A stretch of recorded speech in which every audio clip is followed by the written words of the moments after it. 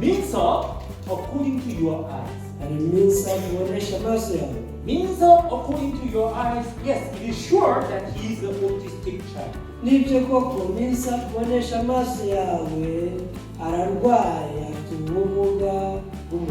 makes a lot of trouble.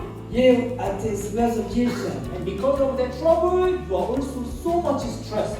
But you have to know that there is another means. Another means of in the eyes of God. It means of in the eyes of God, he's a normal child.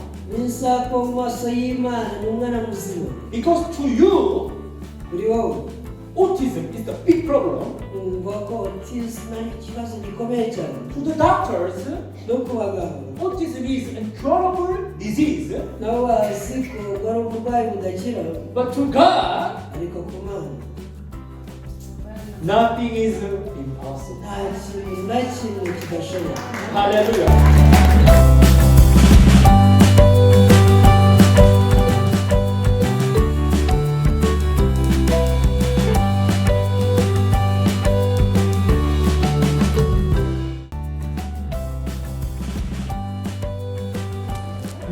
Turashima Imana kubwo igiterane cy'abamama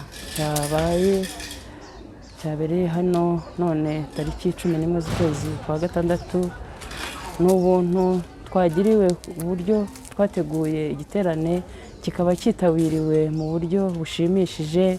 Bumvise ubutumwa bwiza, basobanukiwe umubabaro bari bafite, ukumva yuko ari abanyabyaha, bumva yuko bavutse ubwa kabiri. Turashima Imana rero kubwo ko ijambo ry'Imana twabwiwe nuko u Rwanda rwose ruzakizwa. Nibyo koko tumaze kugira icyizere ko u Rwanda rwose ruzakizwa biciye mu butumwa bwiza twumvira hano, biciye mu ijambo ry'Imana, ijambo ry'Imana tugezwaho n'abagaragu bayo.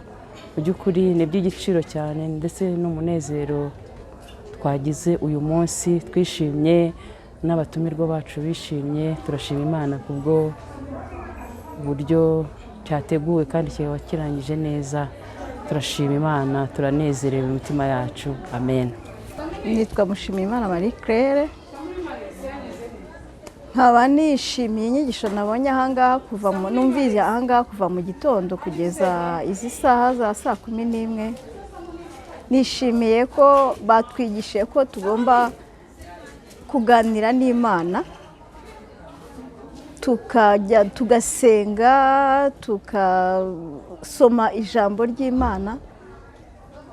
Niko kuba hafi y'Imana tukaganira n'Imana. Icyo kintu cyashimishije kandi cyanyunguye mu mibereho yanjye, mu buzima bwanjye. Byashimishije ibyo ngibyo. Ikindi cyanshimishije nuko batuhaye umurongo w'uburyo tugomba kwitwara mu ngo zacu, imbere y'abana n'imbere y'abagabo bacu. Tukaba tugomba kwihanganira ibitugerageza, tukamenya guca bugufi kugira ngo tubashe kubaka umuryango utunganye. Nicyo cyiza nakuye muri izi nyigisho nahawe.